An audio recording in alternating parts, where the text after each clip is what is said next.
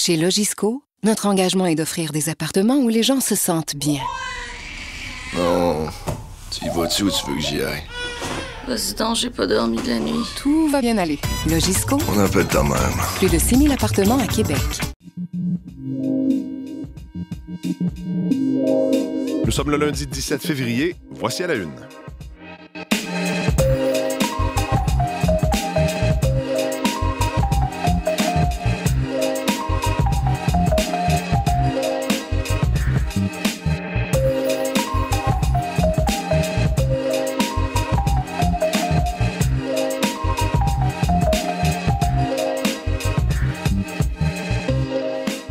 Bonjour, bon lundi, bienvenue à l'émission. J'espère que vous allez bien. Alors, avez-vous profité de cette neige? Avez-vous affronté le blizzard hier au cours des dernières heures? Avez-vous pelleté? En tout cas, si vous n'avez pas pelleté, vous allez pelleter aujourd'hui. Ça, c'est certain. Moi, je pense que je suis sorti à 3-4 reprises hier pour en enlever au fur et à mesure parce que j'avais pas envie d'avoir une espèce de banc de neige de 35 cm en avant de la maison. Vous avez bien fait, Mathieu. Oui, effectivement, ça a bien été ce matin, quoique glissant sur les routes. Les autorités vous demandent de, si possible, rester à la maison. De toute façon, avec toutes les écoles qui sont fermées, je pense que le télétravail va être une option aujourd'hui pour bien des gens. Ceci dit, il y a encore des gens qui sont touchés par cette tempête qui est rendue dans l'Est. Ben, vous avez entendu Véronique Méran qui est déjà avec moi en studio. Bonjour Véronique. Bonjour Mathieu. Ben, faisons le bilan donc de cette tempête. Ce que l'on a reçu, là, ça a commencé hier dans le sud, plus dans le coin de l'Ontario. Oui, c'est remonté vers le Québec et là, c'est dans l'Est. Exactement. 41 cm de neige du côté d'Ottawa. C'est ce qu'on a ressenti à 17 Ça, c'est seulement la tempête d'hier. C'est pas en additionnant les deux, là, celle de la semaine passée. Celle d'hier seulement. Oh. Celle d'hier seulement. En additionnant les deux, on pourrait battre un record de vieux de 70 ans à Montréal.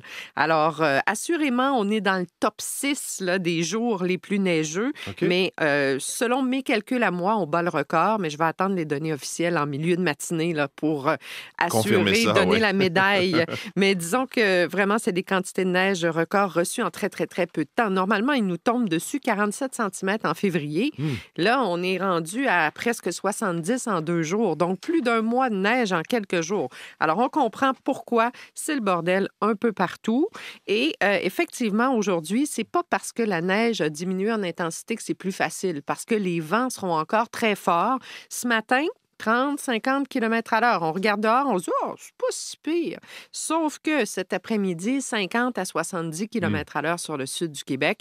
Alors ça veut dire des visibilités vraiment très réduites. Toute cette neige qui vient de tomber, les températures sont froides. Alors ça va être repoussé sur la chaussée. Donc même si les équipes passent et repassent, la neige revient sans cesse. Donc des conditions encore très périlleuses aujourd'hui. On a dit 41 cm à Ottawa, 35 du côté de Montréal. C'est ce qu'on a reçu hier. Peut-être même un peu plus, ces chiffres-là datent de 17 heures hier soir. 15 à 30 en Estrie aussi, 25 à 35 du côté des Laurentides, la Naudière. Québec, on était rendu à une quinzaine de centimètres hier soir et ça se poursuit dans l'est du Québec aujourd'hui. Le corridor, vraiment, là, Bas-Saint-Laurent jusqu'à la pointe de la Gaspésie, 40 à 70 cm. 70. Ça, c'est sans compter le 30 qu'ils ont reçu jeudi dernier. Ça commence à faire pas mal. Une fois que ce sera derrière nous, ça va nous donner des conditions merveilleuses pour la relâche parce qu'il n'y a pas de redout en vue. Okay. Alors, toute cette neige-là, c'est sûr que ça va servir. Il y a des gens qui vont s'amuser là-dedans. Mais avant de s'amuser... J'en connais qui ont pris congé pour aller faire du ski cette semaine. Oui, bien, écoutez... Dans mon entourage immédiat, s'ils sont à l'écoute, ils vont se reconnaître. On les salue, mais bref, pour vous rendre à la station, soyez vraiment très prudents. Donc, cette faible neige-là se poursuit une partie de la matinée. On ira chercher quelques centimètres supplémentaires, mais on met vraiment l'accent sur les vents et la poudrerie. Ce sont des avis de poudrerie qui sont en vigueur et les vents vont demeurer forts jusqu'à la nuit prochaine. Même venteux dans les prochains jours aussi. On retient pour les prochains jours plutôt nuageux et froid. Les températures maximales aujourd'hui, c'est du moins 10, moins 14. Donc, on est sous la barre du moins 20 avec le refroidissement éolien.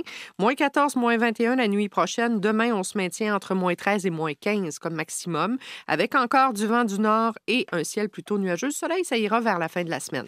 Nuageux et assez froid, vent et poudrerie. L'Abitibi, le Témiscamingue, on est moins touché, c'est sûr. On a peut-être reçu 5 à 10 cm tout au plus.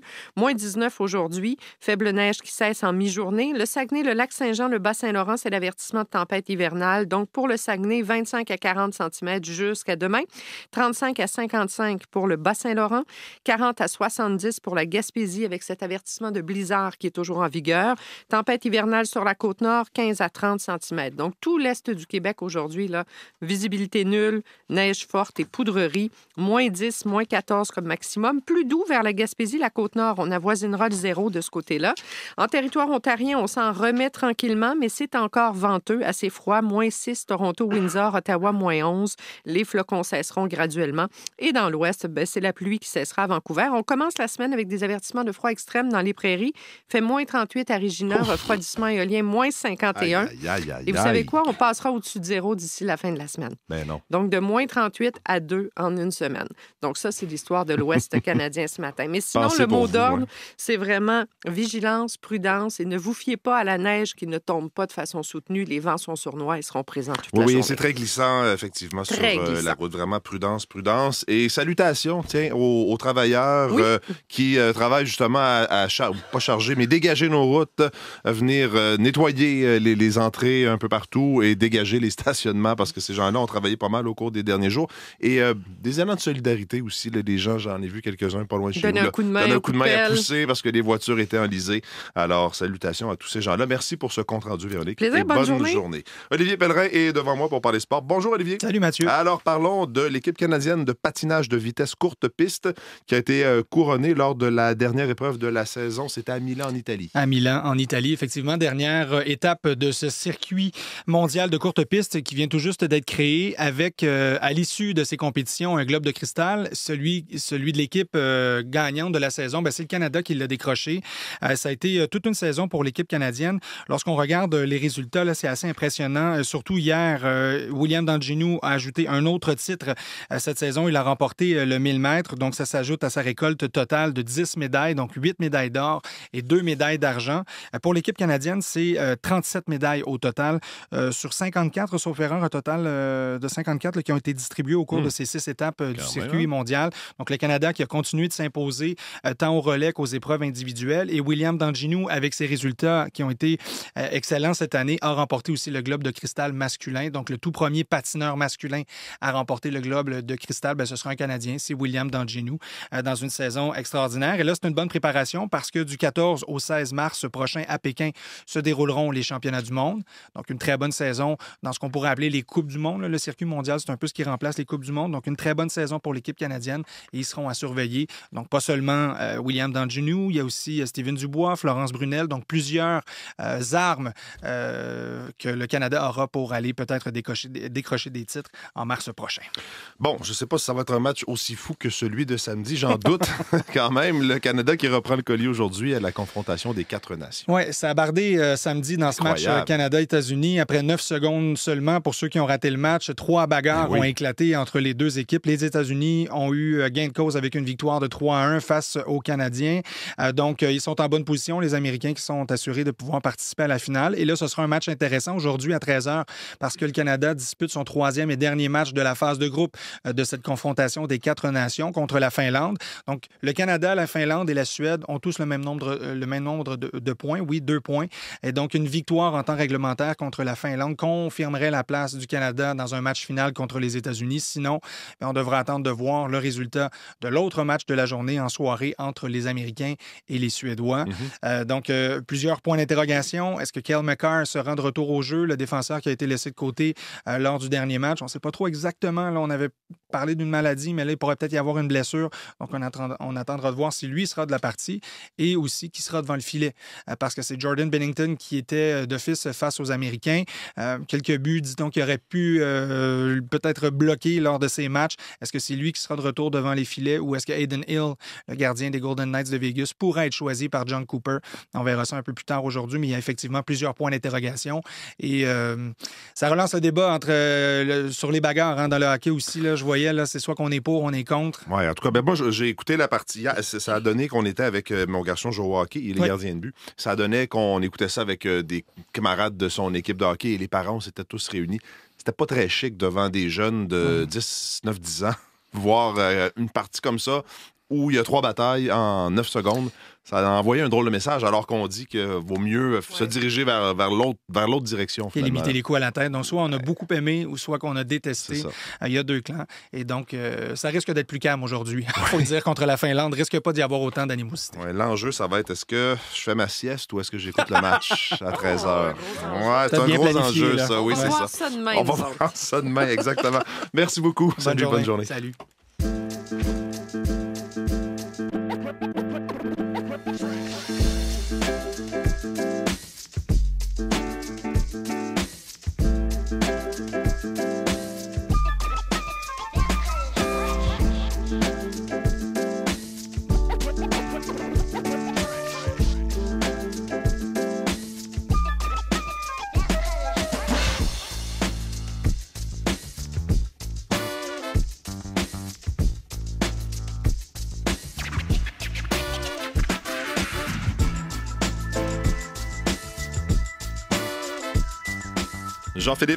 Jean-Philippe Robillard se jouait à nous à cette heure-ci. Bonjour Jean-Philippe. Bonjour Mathieu. Alors effectivement, on va revenir ensemble sur les conséquences de cette tempête.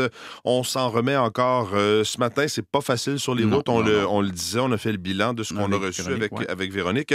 Mais ça a eu toutes sortes de conséquences, bien sûr, que cette tempête, ce blizzard. Oui, et c'est encore difficile. Hein. Véronique en parlait ce matin. Donc ce matin, c'est vraiment l'Est du Québec et les Maritimes là, qui continuent d'être frappés par cette tempête.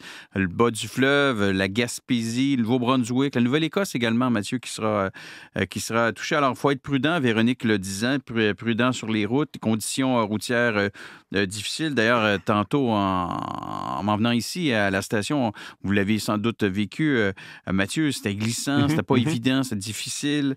D'ailleurs, hier, il y a eu plusieurs sorties de route, plusieurs collisions, tant dans le sud du Québec que dans le sud de l'Ontario. Il y a même eu un carambolage sur l'autoroute 20, c'était à la hauteur de Drummondville. Là, il y a une 20aine de véhicules impliqués, mais il n'y a pas eu de blessés selon la Sûreté du Québec. On écoute Hugues Chamberlain. Lui, ça a été un des témoins de cet accident. On l'écoute. Beaucoup de 53 pieds en jackknife. Et puis, beaucoup de voitures aussi mêlées à ça, assez froissées. Ça semblait avoir certainement, juste dans ce coin-là, au 182, une dizaine de voitures. Ça s'est échelonné sur peut-être même 2 kilomètres. Et comme Véronique disait, dans la région de Montréal, là, c'est ça, il serait tombé une trentaine de centimètres en moins de 12 heures. Et avec la tempête de la semaine passée, ça fait quoi? 70 centimètres environ de neige là, qui sont tombés en 4 jours dans la région de Montréal. C'est beaucoup. Il pourrait même y avoir des records, nous disait Véronique. Ah oui, c'est intéressant. Ça va prendre un certain temps avant que tout ça soit dégagé, évidemment. Conséquences directes. Et disons que hier, en soirée, quand les enfants l'ont appris, il y avait des gens heureux, ça sautait de joie. Pendant qu'on pelletait, les enfants souriaient. Hein? Ils vont pouvoir m'aider à continuer de pelleter aujourd'hui, je vous dirais. Il y a plusieurs écoles qui sont fermées, même des cégeps qui sont fermés. Oui, comme le jeudi passé, donc plusieurs écoles de fermées au Québec. C'est différent en Ontario et au Nouveau-Brunswick où aujourd'hui, c'était déjà une journée fériée. Ouais. Donc, des élèves qui ont une autre journée de congé, on en parlait, qui vont pouvoir donc jouer à l'extérieur, dans la neige, s'ils ne jouent pas aux jeux vidéo. Là, évidemment, ça dépend. Il faut les pousser à l'extérieur. Il faut les pousser. Pour les autres, il faudra affronter. Pour les gens qui doivent travailler, ils devront affronter la tempête, sortir les pelles. Ou pour d'autres, pour certains également, ça pourra être une journée de télétravail si c'est possible. On écoute quelques citoyennes que nous avons rencontrés.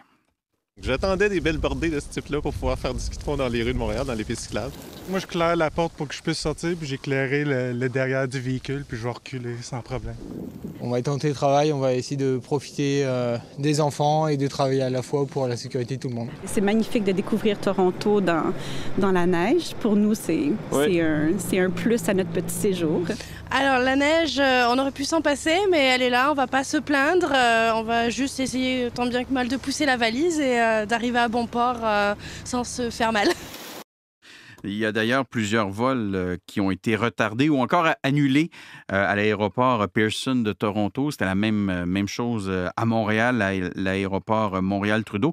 Et il y a le cofondateur de l'organisme Vol en retard, Jacob Charbonneau, qui prévient, lui, les voyageurs qu'ils doivent, Mathieu, vérifier l'état de leur vol avant de se rendre à l'aéroport parce qu'en cas de tempête, les recours ne sont pas les mêmes en cas d'annulation dont les causes sont attribuables aux transporteurs. On l'écoute.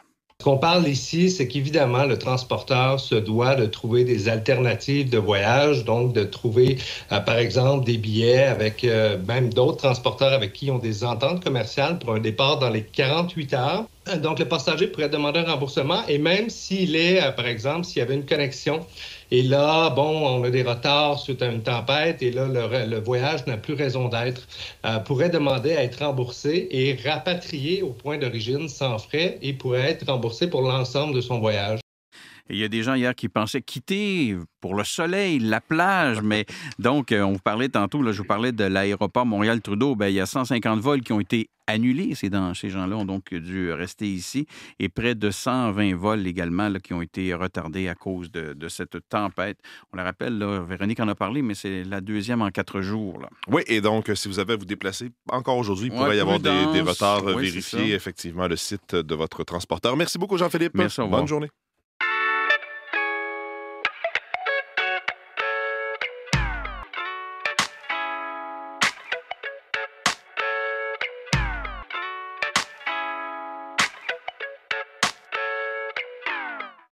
On va retrouver Gabriel Lemarque-Ampero dans notre studio d'Ottawa pour la revue de presse. Bonjour, Gabriel. Bonjour, Mathieu. Alors, commençons par le Journal de Montréal qui poursuit son incursion dans les cartels mexicains. Le crime organisé qui a infiltré la quasi-totalité des secteurs de l'économie légale au Québec. Les forces policières dénombrent plus de 600 entreprises touchées. C'est la une ce matin du Journal de Montréal et c'est le constat d'un rapport interne du Service du renseignement criminel du Québec réalisé il y a 5 ans, en 2020, à partir de données recueillies par l'ensemble des corps de police de la province. Et ce que nous dit le Journal de Montréal ce matin, ce sont des motards, mafieux, gangsters qui brassent maintenant des affaires légitimes dans presque toutes les régions et dans la majorité des secteurs industriels. Mis à part la construction, on les retrouve principalement dans les bars, les restaurants, l'hébergement, l'immobilier, mais le transport aussi. Et le journal dit que ce sont les Hells Angels et leurs clubs affiliés qui sont associés à la plupart des 605 entreprises touchées dans ce rapport. Les motards sont suivis par la mafia italienne, les gangs de rue et la pègre du Moyen-Orient. Dans le Journal de Montréal, toujours, on apprend ce matin que le SPVM, le service de police de la Ville de Montréal, a fermé discrètement une escouade sur la violence armée chez les jeunes en pleine crise des armes à feu. La fermeture a eu lieu en septembre dernier, au même moment où les hauts dirigeants du SPVM lançaient un cri d'alarme aux parents d'enfants mineurs impliqués dans plusieurs incidents violents.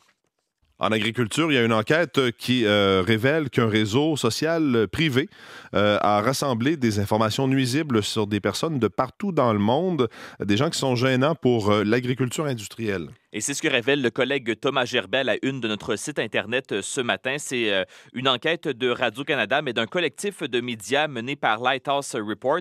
Dans ce collectif, on comprend notamment Le Monde en France, The Guardian aux États-Unis. Et ce qu'on apprend, c'est que près de 500 personnes gênantes pour l'industrie ont ainsi été fichées, dont 20 Canadiens. Les fiches ont été rendues accessibles à plus de 1000 membres d'un réseau social privé pour mettre en échec les détracteurs des pesticides. Alors, ces personnes critiquent beaucoup d'informations sur elle, l'infidélité d'un scientifique, par exemple, la dépression de sa femme, l'accident de voiture provoqué par un agronome, les prénoms de ses enfants aussi. Alors voilà des informations dévoilées par cette firme, par un réseau social privé. Aussi, concernant l'agriculture, il y a un autre texte qui a retenu mon attention, cette fois-ci dans les pages numériques de la presse ce matin, qui nous annonce que le ministre de l'Agriculture du Québec, André Lamontagne, va annoncer aujourd'hui l'ajout d'une somme supplémentaire, 35 millions de dollars, dans le programme de rétribution des bonnes pratiques au champ. Alors, l'approche consiste à récompenser financièrement les bons élèves. Et ce qu'on nous dit dans la presse, c'est que depuis le lancement du programme en 2022, il y a plus de 3000 entreprises agricoles qui ont bénéficié d'une aide financière en lien avec ce programme. Ottawa donne plus de pouvoir aux agents d'immigration. Et j'ai lu ça ce matin, Mathieu, dans le Globe and Mail, qui nous apprend cette nouvelle pour annuler les permis de voyage et les visas de visiteurs aussi. C'est à la une du Globe ce matin. Alors, Immigration, Réfugiés et Citoyenneté Canada a publié ces nouvelles règles dans la Gazette du Canada du gouvernement fédéral. Donc, les nouvelles règles, les changements devraient renforcer la sécurité à la frontière et à l'intérieur du Canada, dit l'agence fédérale. Mais la notification ne fait pas référence aux menaces tarifaires du président américain Donald Trump qui menace d'imposer des tarifs de 25 % sur les produits canadiens. Et puis des épinglettes, on parle beaucoup d'achat local, de consommer local, évidemment, avec cette menace tarifaire des États-Unis. Ce matin, il est question d'épinglettes syndicales qui sont faites au Québec, dessinées, disons, au Québec, conçues ici, mais fabriquées en Chine.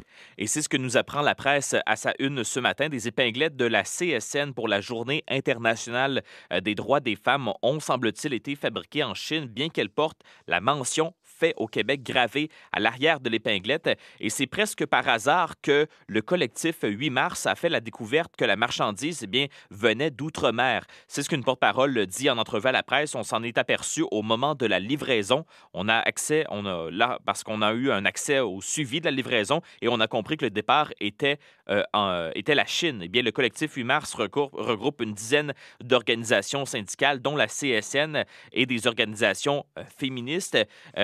La presse a contacté l'agence de communication responsable du design des épinglettes. L'entreprise a décliné la demande d'entrevue, mais ce que dit une porte-parole, c'est qu'il faut voir et comprendre ce qui est arrivé afin d'essayer d'améliorer les mécanismes de contrôle pour le futur. Oui, pour éviter que ça se reproduise. Exactement. Gabriel Lemarque-Ampero, merci beaucoup. Bonne journée. Bonne journée à demain. Salut.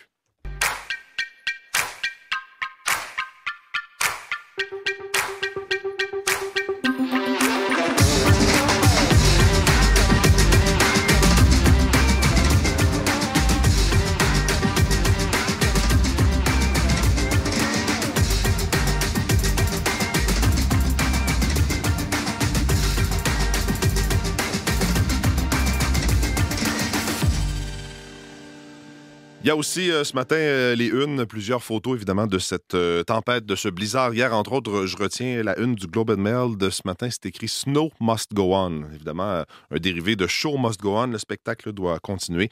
Je l'ai trouvé pas mal, celle-là, une du Globe and Mail avec bien sûr une photo de quelqu'un qui marche dans cette neige. Parlant justement de la neige, voyons un collègue de l'Est du Québec vient de nous envoyer une communication. La route 132 est fermée ce matin entre Gaspé et Matapédia, donc sur près de 300 km, aussi fermé en Haute-Gaspésie entre Les Méchants et Sainte-Anne-des-Monts. On le disait avec Véronique et avec Jean-Philippe.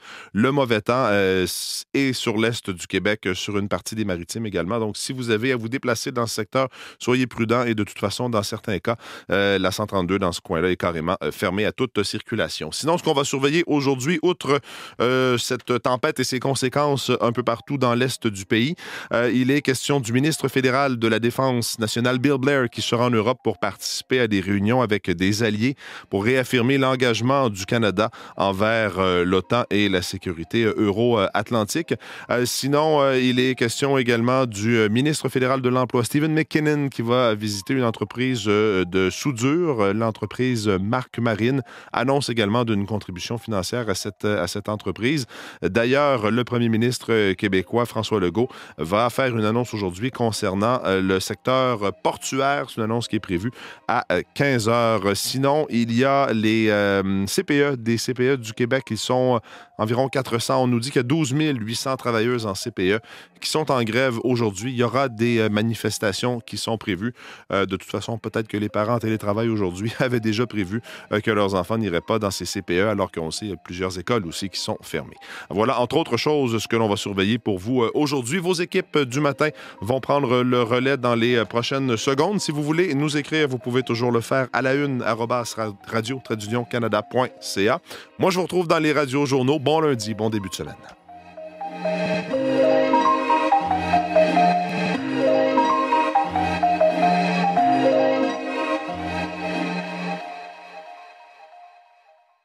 Chez Logisco, notre engagement est d'offrir des appartements où les gens se sentent bien. Oh, tu y vas-tu ou tu veux que j'y aille? Vas-y donc, j'ai pas dormi de la nuit. Tout va bien aller. Logisco. On appelle ta mère. Plus de 6 000 appartements à Québec.